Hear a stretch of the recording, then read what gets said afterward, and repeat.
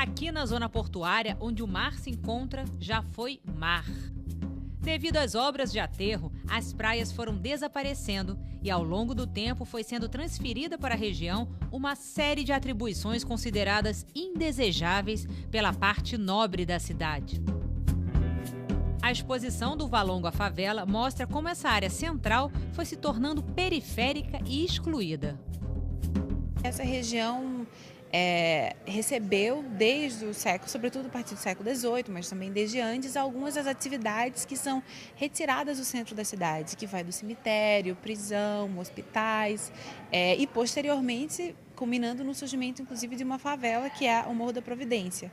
Isso é o que um pouco conceitualmente configura a ideia de periferia, que são essas atividades que vão sendo removidas, afastadas do centro, ou que naturalmente, pela movimentação da cidade, vão aparecendo no centro a ponto de configurar quase uma outra cidade descentralizada, né? Por aqui entraram os escravos entre os séculos XVI e XIX. O caminho entre o Porto e o Morro do Pinto, a primeira favela carioca, foi chamada de Pequena África. Na mostra podemos ver que, em pleno século XX, o tema da escravidão ainda é discutido no Brasil, como nesse flagrante fotográfico de 1982.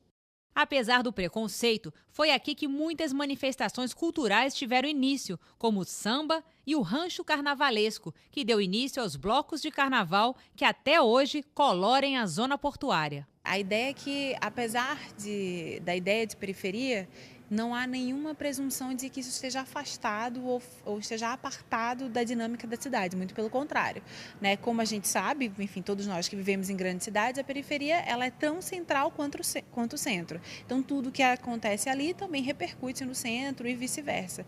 De fato, todas as manifestações e, sobretudo, parte das manifestações que vêm com a presença negra, né, tanto no período da escravidão quanto depois, nessa região, são fundamentais não só para a história do Rio de Janeiro, quanto para a história do Brasil. A favela é um problema social. Desde que surgiu, a favela tem exercido um fascínio sobre os artistas, como podemos ver nesse quadro de Tarsila do Amaral, de 1924. Ora como alvo de denúncia, ora como celebração de uma cultura singular.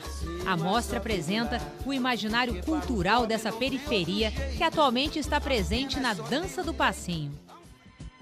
A favela, que virou uma espécie de marca registrada do Rio de Janeiro, também exporta cultura e tendências. Será que ainda existe periferia ou o centro está em toda parte?